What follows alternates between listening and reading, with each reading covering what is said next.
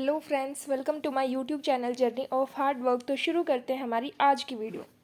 तो आज की वीडियो में हम जानेंगे स्टेजेस ऑफ डेवलपमेंट के बारे में, जेंडर के बारे में, सोशलाइजेशन के बारे में, influence of heredity and environment.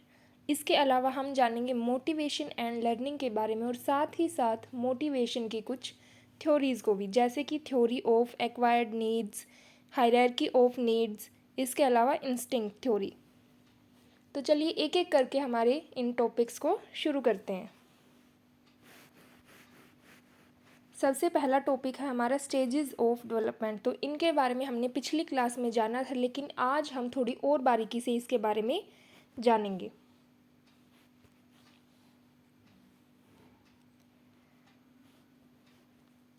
तो सबसे पहले जो स्टेज आती है वो है प्रीनेटल, प्रसवपूर्ण अवस्था।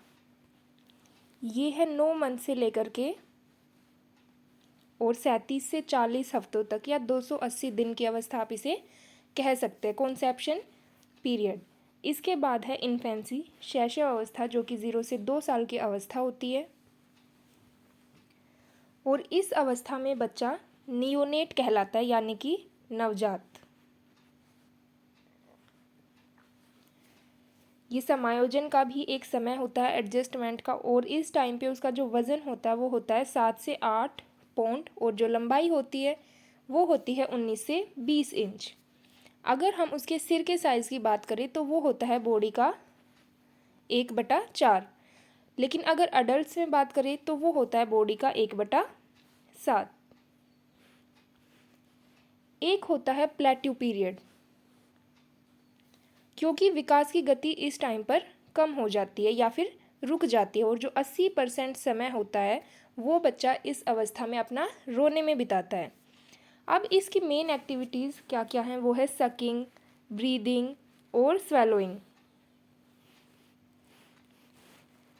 एक तो है नियोनेट और एक है पोर्चुनेट, पीरियड ऑफ पोर्चुनेट। तो ये है from birth to cutting and trying of umbilical cord, गर्भनाल को काटने में बच्चे को अलग करने का समय।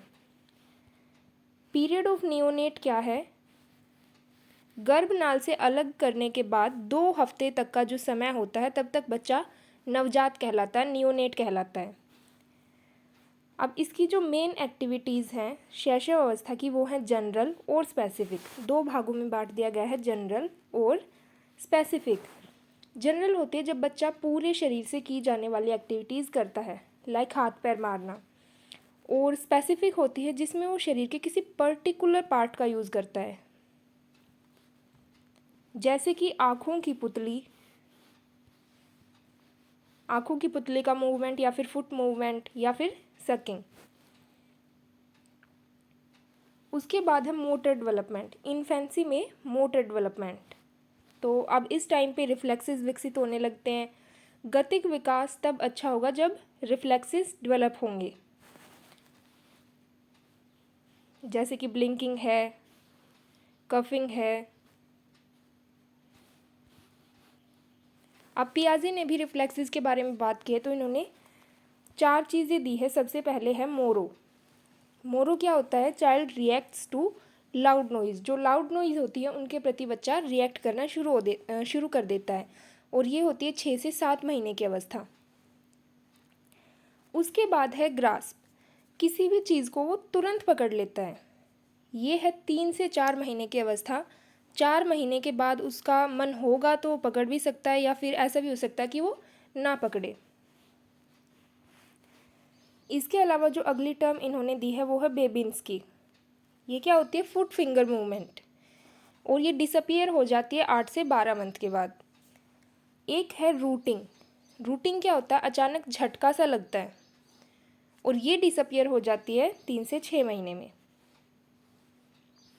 अगर हम इन्फेंसी में फिजिकल डेवलपमेंट की बात करें तो क्या होता है? मांसपेशियाँ और नर्वस सिस्टम ये मैच्योर होने लगते हैं।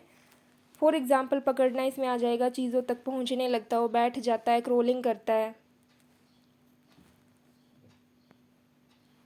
अगला है सेंसरी एबिलिटीज़ इन इन्फेंसी। तो अब वो सेंसेस का यूज़ करता है, रंगों को वो देख सकता है, पर कॉन्ट्रैक्टिंग जो पैटर्न्स होते हैं उनकी तरफ वो आकर्षित होता है। देखने की क्षमता, और वो रिस्पोंड करता है टच के प्रति, और पेन को भी वो फील कर सकता है।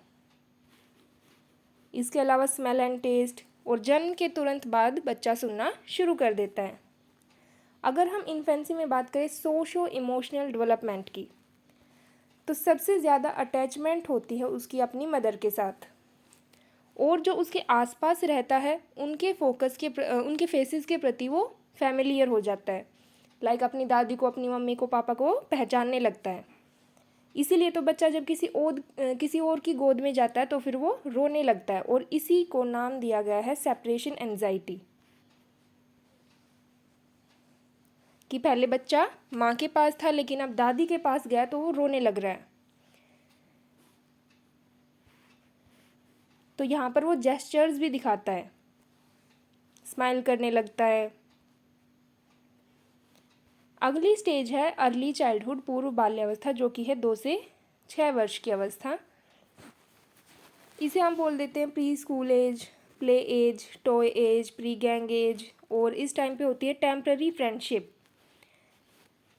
इसके अलावा डर्टी एज। और सोशो इमोशनल पर्सपेक्टिव से देखें तो ये सबसे इम्पोर्टेंट पीरियड होता है, और लैंग्वेज डेवलपमेंट को भी देखें तो भी ये सबसे क्रिटिकल पीरियड होता है, क्रूशियल होता है। सेल्फ सेंटर्ड या ईगो सेंट्रिक इसमें बच्चा होता है। उसकी थिंकिंग इस टाइम पे इरेशनल होती है, उसके लिए अपने ही तर्क सही हैं, और वो बिलीव करता है एक सर्वव्यापी न्याय में कि हाँ, हमारे ऊपर भी कोई बैठा है जो हमें देख रहा है। तो फॉर एग्जांपल अगर हम कोई चीज़ उठाते तो हमें लगता है कि अरे भगवान देख रहा, नहीं ऐसा नहीं करना चाहिए, ये गलत बात है। तो उसके नज़रों में एक सर्वव्यापी न्याय होता है। इसके अलावा बेसिक अंडरस्टैंडिंग आ जाती है, LSRW, listening, speaking, reading, writing. Curiosity होती है बच्चे में इस टाइम पे बहुत, क्वेश्चनिंग करता है, और इमिटेशन भी होता है। अगली स्टेज है लेटर चाइल्डहुड, जो कि 6 से 12 वर्ष की अवस्था है, और इसे हम बोलते हैं एलिमेंट्री स्कूल एज, और गैंग एज भी बोलते हैं। इसके अलावा शूडो मैच्योरिटी, मिथ्या परिपक्वता। ये क्या होता है कि इस टाइम पे ऐसा लगता है कि वो मैच्योर हो चुका है, लेकिन वास्तव में वो मैच्योर होता नहीं है। तो ये क्या है, ये एक शूडो मैच्योरिटी की अवस्था है।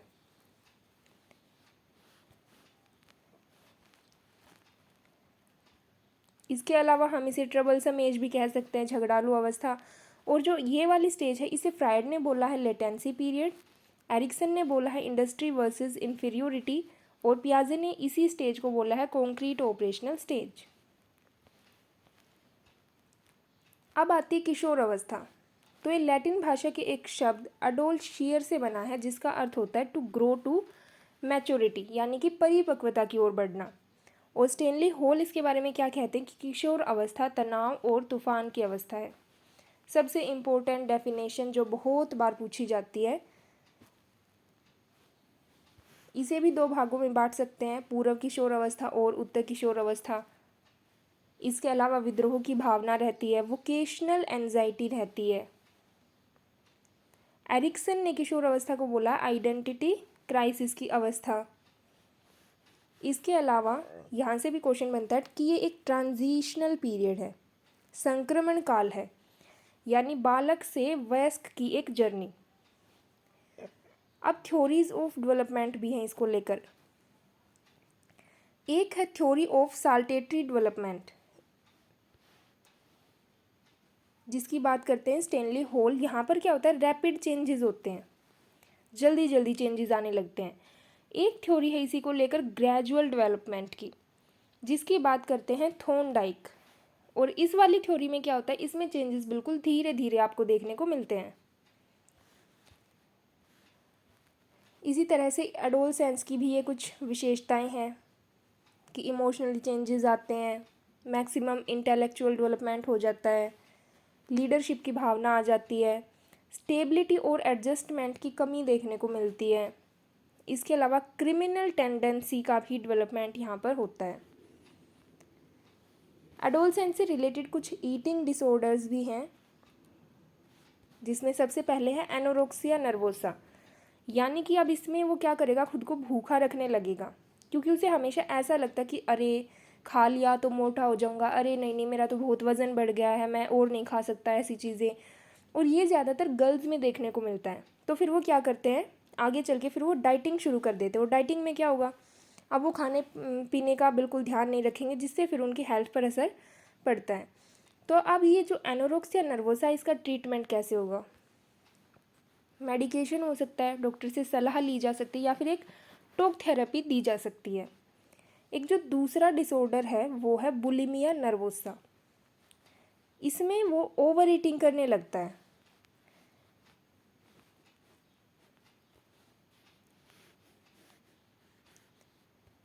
और लड़कियों में लड़कों के मुकाबले भाषा क्षमता अधिक देखने को मिलती है। इसके अलावा कुछ डेवलपमेंटल टास्क भी हैं। डेवलपमेंटल टास्क हम बात कर चुके हैं, हैवी गर्ल्स ने दिए हैं। कुछ ऐसे कार्य जो आने वाली स्टेजेस तक उसे करने आ जाने चाहिए, अन्यथा फिर उसे आगे आने वाली स्टेजेस में प्रॉब्लम्स फेस करनी पड़ती हैं। तो ये वो कुछ डेवलपमेंटल टास्क हैं।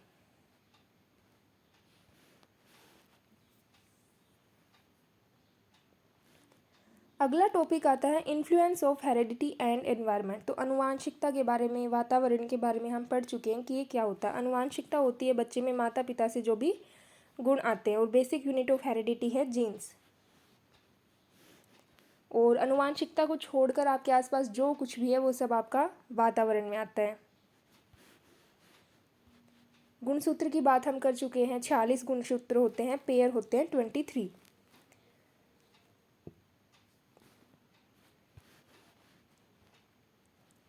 ट्राइसोमी 21 की भी हम बात कर चुके हैं, इसी को डाउन सिंड्रोम भी बोला जाता है। इसमें क्या होता है, 21वें गुणसूत्र में एक्स्ट्रा जेनेटिक मटीरियल आ जाता है। तो अब इससे क्या होगा, इससे बच्चे में कुछ प्रॉब्लम्स देखने को मिलेंगी। लाइक उसके जो आँखों का आकार है वो कैसा दिखेगा, बादाम के जैसा। स्मॉल नोज़, माउथ, ईयर्स हो सकते हैं। 5वीं जो उंगली होती है वो मुड़ी हुई हो सकती है, या फिर आँखों का जो रंगीन पार्ट है वहाँ पर वाइट स्पॉट्स देखने को भी मिल सकते हैं। फ्लैट राउंड फेस, शरीर एकदम बेडोल हो जाता है। और डेवलपमेंटल एंड इंटेलेक्चुअल डिलेज भी देखने को मिलते हैं। इसी के नाम जैसी एक और बीमारी है, वो है टर्नर सिंड्रोम। इसमें क्या होता है कि ये फीमेल्स में ही पाया जाता है पहली बात तो, और इसमें XX क्रोमोसोम्स में कोई एक X क्रोमोसोम्स मिस हो जाता है। तो अब इसमें क्या क्या प्रॉब्लम्स आएंगी, इसकी वजह से हो सकती हैं हार्ट प्रॉब्लम, गर्दन छोटी हो सकती है, हाइट कम रह जाती है, प्यूबर्टी लेट आती है, हियरिंग लॉस भी हो सकता है। अब बात करते हैं ट्विन्स की। तो आपको क्या लगता है, ट्विन्स सारे एक जैसे होते होंगे, बिल्कुल एक जैसा देखते होंगे, एक जैसा खाता पीते होंगे? तो ये दो तरह के होते हैं, एक होता है फ्रैटर्नल ट्विन्स और एक होता है आइडेंटिकल ट्विन्स। फ्रैटर्नल जो होते हैं वो डेवलप होते हैं 2 sets of egg and sperm से। अब ये सेम, इसमें सेक्स सेम हो भी सकता है और नहीं भी हो सकता है, लेकिन जो आइडेंटिकल है वो बिल्कुल एक दूसरे के आइडेंटिकल होते हैं, क्योंकि वो सेम एग एंड स्पर्म से विकसित होते हैं और बिल्कुल एक जैसे होते हैं वो। अब अगला क्वेश्चन जो आपको देखने को मिलता है वो है यहाँ से, कि हेरिडिटी जो है वो स्टैटिक है, स्थिर है, चेंज नहीं ला सकते हैं आप इसमें। लेकिन जो एनवायरनमेंट है वो डायनेमिक है, चेंजेबल है, इसमें आप चेंज ला सकते हैं।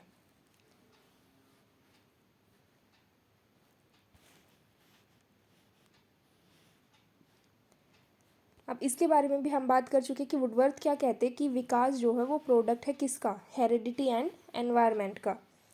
और नेचर हेरिडिटी से रिलेटेड है, नर्चर आपका एनवायरनमेंट से रिलेटेड है।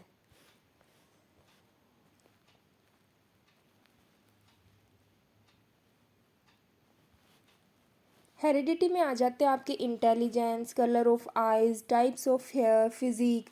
एनवायरनमेंट में आ जाते हैं न्यूट्रिशन, एजुकेशन, इकोनॉमिक स्टेटस और बिहेवियर। तो हेरिडिटी को तो आप चेंज कर नहीं सकते, तो एजुकेशनल इम्प्लीकेशन क्या निकल के आती है कि आप हेरिडिटी में कोई चेंज नहीं ला सकते, लेकिन एनवायरनमेंट में ला सकते हैं। तो आपका क्या काम क्या है कि आप बच्चे को एक बेहतर एनवायरनमेंट देंगे, एक कॉन्ड्यूसिव एनवायरनमेंट जहाँ पर बच्चा डेवलप हो पाए, उसकी लर्निंग हो पाए। अब जी मेंडल जिन्हें कहा जाता है फादर ऑफ हेरेडिटी, इन्होंने प्रयोग किया मटर के पौधे पर और इन्होंने दिए लॉज ऑफ हेरेडिटी। तो चलिए जानते हैं क्या क्या लॉज इन्होंने दिए। सबसे पहला दिया डोमिनेंस का, यानी कि कोई एक जीन ज़्यादा प्रभावी होता है किसी एक स्टेज में। फॉर एग्जाम्पल मम्मी की हाइट छोटी है, पापा की हाइट लंबी है और बच्चा भी लंबा हो गया, तो यहाँ पर कोई एक जीन प्रभावी हुआ किसी एक स्टेज में। इसके अलावा लॉ ऑफ सेग्रीगेशन इन्होंने दिया, इंडिपेंडेंट अजोर्टमेंट दिया है, और एक अन्य लॉ भी है हेरेडिटी का जो कि है रिग्रेशन, प्रत्यागमन। इसमें क्या होगा, बच्चे अपने माता पिता के बिल्कुल अपोजिट हो जाते हैं। फॉर एग्जाम्पल माता पिता बहुत इंटेलिजेंट है लेकिन बच्चे बिल्कुल डल हो जाते हैं, उनका मानसिक विकास धीमा होता है।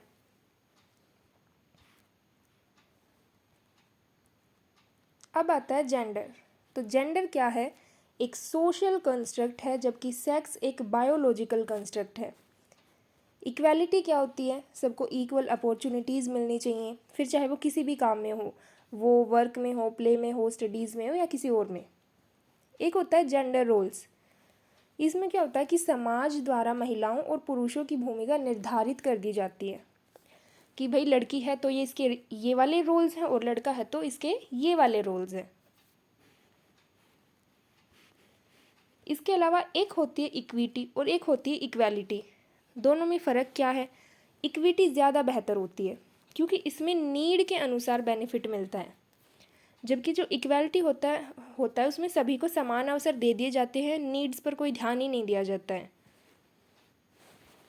जैसे कि यहाँ पर खड़े होकर मैच देख रहे हैं, सबको एक जैसे यहाँ पर स्टूल दे दिए, मान लो एक तो इतना लंबा है कि उसे छोटा स्टूल भी देते तो भी काम चल जाता, लेकिन उसे भी सेम मिला, दूसरे को भी सेम मिला, तीसरे को भी सेम मिला।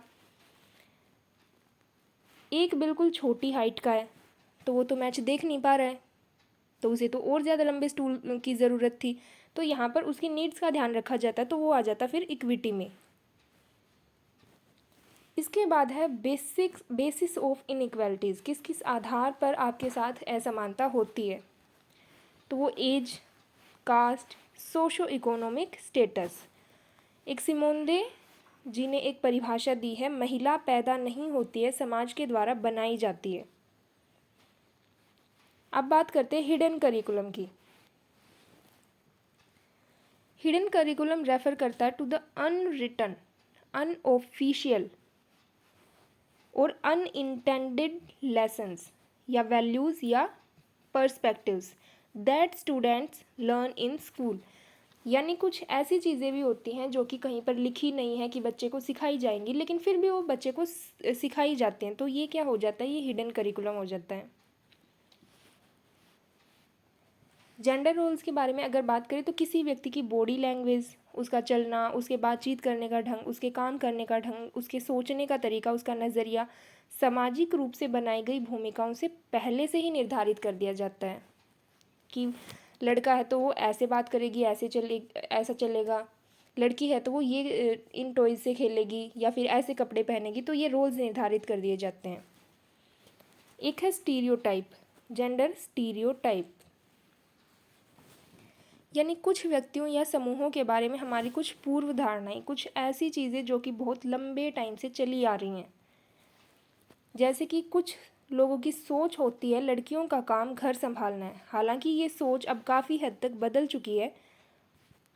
तो ये क्या है, ये एक स्टीरियोटाइप है, पहले के टाइम से जो चीज़ें चलती आ रही हैं। एक है टर्म जेंडर बायस, पक्षपात, यानी आप किसी भी एक पक्ष की तरफ अगर झुके हुए हैं, ज़रूरी नहीं है कि वो मतलब वो कोई भी हो सकता है, चाहे आप लड़के की तरफ झुके हैं या फिर लड़की की तरफ, तो फिर उसे जेंडर बायस बोला जाएगा, पक्षपात, अगर वो इक्वल नहीं है, किसी भी एक तरफ झुके हुए हैं। एक होती है जेंडर न्यूट्रल लैंग्वेज, ये एक ऐसी लैंग्वेज होती है जहाँ पर पता ही नहीं चलता है कि आप किस जेंडर के बारे में बात कर रहे हैं। लाइक अगर आप कैमरा मैन बोलोगे तो सबको समझ में आएगा कि अरे ये तो लड़के के बारे में बात कर रहा है, लेकिन अगर आप बोलोगे कैमरा पर्सन तो अब इसमें लड़का भी हो सकता है या लड़की भी हो सकती है, पता ही नहीं चल रहा है आपकी लैंग्वेज से कि जेंडर कौन सा है। इसी तरह बैट्समैन की जगह आप बैटर बोल ले, चेयरमैन की जगह चेयरपर्सन बोल ले।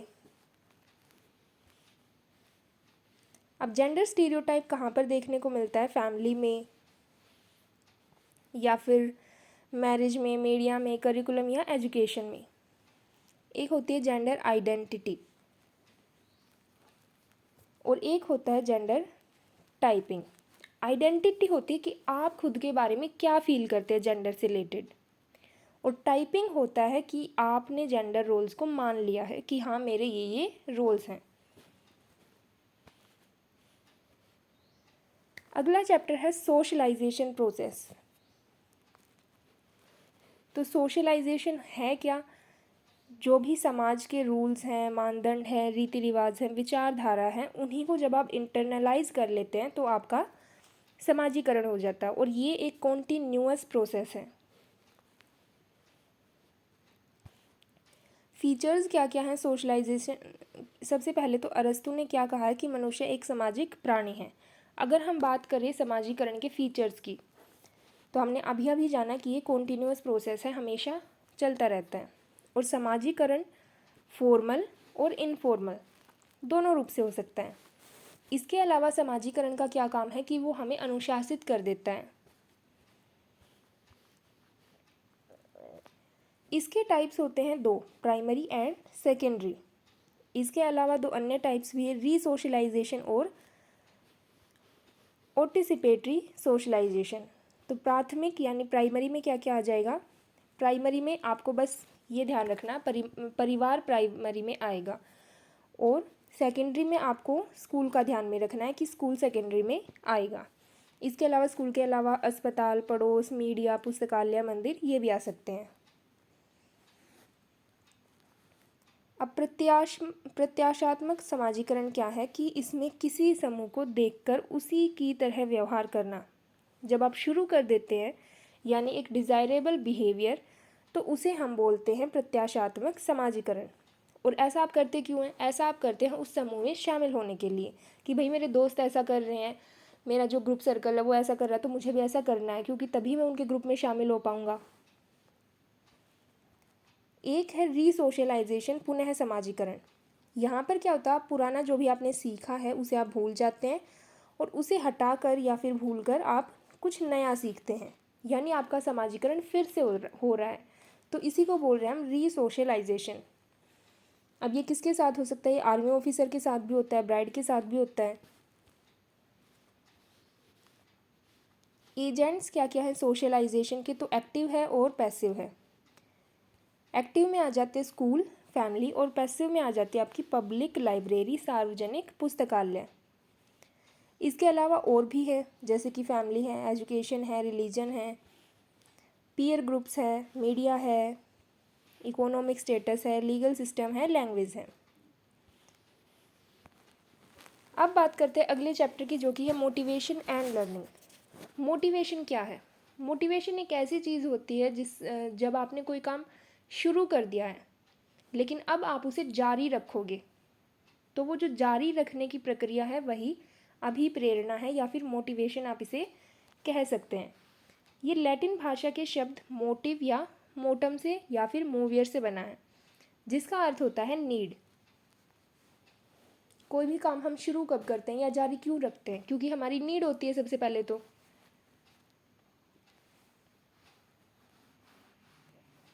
नीड होती है हमारी दो तरह की, पहली जैविक या शारीरिक, दूसरी मनोवैज्ञानिक या सामाजिक। शारीरिक में क्या आ जाएंगे? आपकी जो बेसिक नीड्स हैं, आपकी भूख, नींद, प्यास। और सामाजिक में आ जाएंगे कि भाई आपको पैसा चाहिए, आपको पुरस्कार चाहिए, आपको स्टेटस भी चाहिए। मोटिवेशन होता है दो तरह का, इंट्रिंसिक और एक्सट्रिंसिक। मोटिवेशन इंट्रिंसिक वाला कौन सा होता है कि इसमें जो आपका मोटिवेशन का केंद्र होगा, सेंटर होगा, वो इंट्रिंसिक होगा, आंतरिक होगा, जबकि इसमें बाहरी होगा।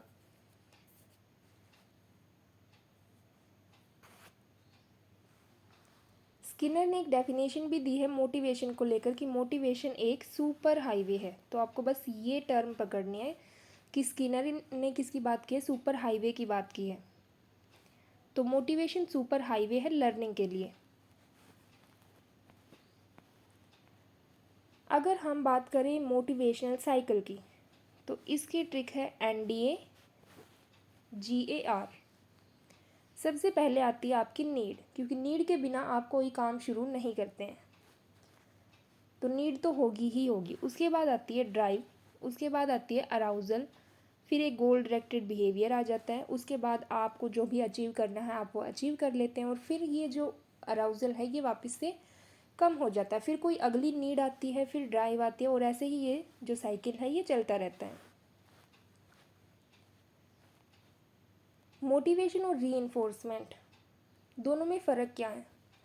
तो जो मोटिवेशन है वो एक व्यापक प्रक्रिया है जिसमें किसी काम को शुरू करना, जारी रखना और अचीव करना आता है, जबकि जो रीइंफोर्समेंट है ये एक स्टेप है, ये इतना व्यापक नहीं है, जिसका प्रयोग होता है किसी व्यवहार को बढ़ाने के लिए। ये पॉजिटिव भी हो सकता है, नेगेटिव भी हो सकता है। अब बात कर लेते हैं मोटिवेशन की थ्योरीज़ की। तो सबसे पहली थ्योरी है हायरार्की ऑफ नीड्स, और ये दी है मैस्लो ने, अब्राहम मैस्लो ने, जो कि ह्यूमनिज्म से संबंधित है। सबसे पहले इन्होंने दी फिजियोलॉजिकल नीड्स, यानी कि आपकी बेसिक नीड्स जिसकी वजह से आप सर्वाइव कर पाते हैं, रोटी, कपड़ा और मकान। उसके बाद आती हैं आपकी सेफ्टी नीड्स, कि अब हमें सेफ्टी भी चाहिए जो भी खतरनाक वस्तुएं हैं या परिस्थितियां हैं उनसे। जो थर्ड नीड है वो है love and belongingness, affection, trust, affiliating, being part of a group. ये ग्रुप कोई सा भी हो सकता है, फैमिली, फ्रेंड्स या फिर वर्क प्लेस पर। अगली नीड की जो इन्होंने बात की है वो है सेल्फ एस्टीम। इसमें आ जाएगी आपकी सेल्फ रिस्पेक्ट और सेंस ऑफ कॉम्पिटेंस। इसके अलावा कोग्निटिव नीड्स, कोग्निटिव मैंने पहले ही बताया, जो भी आपके दिमाग से रिलेटेड है सब आपके कोग्निशन में आता है। इसमें आ जाएगा आपकी नॉलेज, आपकी understanding, curiosity, exploration, need for meaning and predictability. इसके अलावा एक नीड है एस्थेटिक।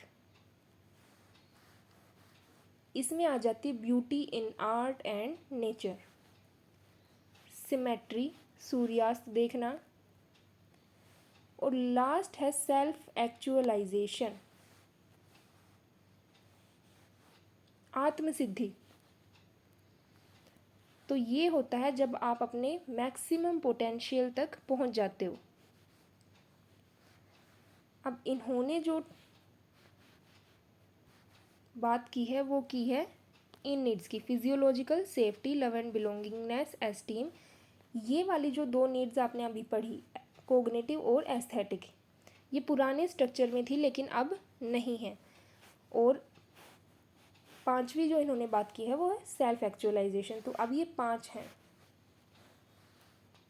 अगली थ्योरी है थ्योरी ऑफ एक्वायर्ड नीड्स, या फिर इसे ही हम बोलते हैं अचीवमेंट मोटिवेशन।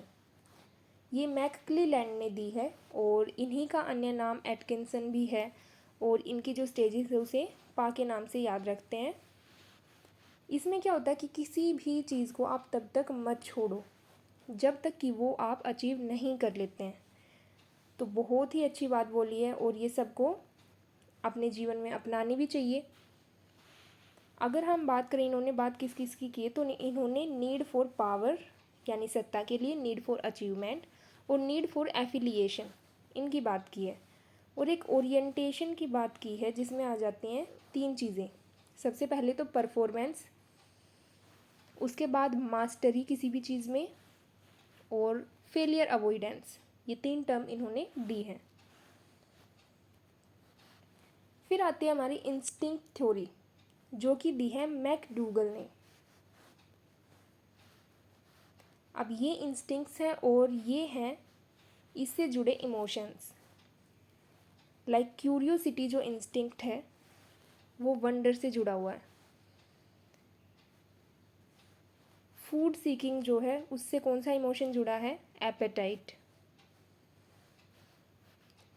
इसी तरह ये 14 इंस्टिंक्ट्स हैं और उससे जुड़े इमोशंस। लाफ्टर है तो उससे जुड़ा इमोशन हो जाएगा अम्यूज़मेंट। तो आपको सारे इंस्टिंक्ट्स याद नहीं करने, आपको बस इतना ध्यान में रखना है कि इंस्टिंक्ट किसने कितने दिए हैं, 14 दिए हैं। अब इम्पोर्टेंस क्या है, मोटिवेशन की तो हमने बात कर ली, पर क्यों चाहिए मोटिवेशन, क्या ज़रूरत है इसकी। तो सबसे पहले तो बिहेवियर को कंट्रोल करने के लिए, इंटरेस्ट जगाने के लिए और अटेंशन को सेंटर में लाने के लिए, इसके अलावा कुछ सीखने के लिए, पर्सनैलिटी के डेवलपमेंट के लिए और अपने गोल्स को अचीव करने के लिए मोटिवेशन ज़रूरी है। ठीक है, अब हमने जान लिया कि मोटिवेशन ज़रूरी है, लेकिन अब हम अपने आप को मोटिवेट रखें कैसे, या बच्चे को मोटिवेट हम करेंगे कैसे। तो प्रशंसा इसमें बहुत बड़ा रोल निभाती है। अगर कोई कुछ करता है, आप उसको प्रेज़ करते हैं, उसको अप्रिशिएट करते हैं, तो फिर उसमें मोटिवेशन आता है। फोकसिंग ऑन द नीड, इसके अलावा level of aspiration, audio visual aids का भी आप यूज़ कर सकते हैं बच्चे को मोटिवेट करने के लिए। इसके अलावा जो सबसे इम्पोर्टेंट है कि आप उसे एक कॉन्ड्यूसिव या एक बेस्ट एनवायरनमेंट प्रोवाइड करें।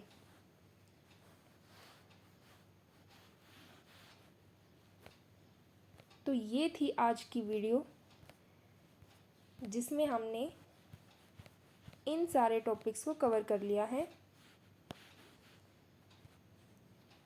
तो अगर आप सीडीपी के क्वेश्चन प्रैक्टिस करना चाहते हैं तो आप टेलीग्राम के ग्रुप में जुड़ सकते हैं, जिसका लिंक मैंने डिस्क्रिप्शन बॉक्स में दे दिया है। और अगर आप चाहते हैं कि ये नोट्स मैं और लेकर आऊँ अलग अलग सब्जेक्ट्स के लिए, जीके के लिए या इंग्लिश के लिए भी, तो आप कमेंट बॉक्स में बता सकते हैं। और वीडियो पसंद आई हो तो लाइक करें, शेयर करें और प्लीज़ चैनल को सब्सक्राइब कर लें।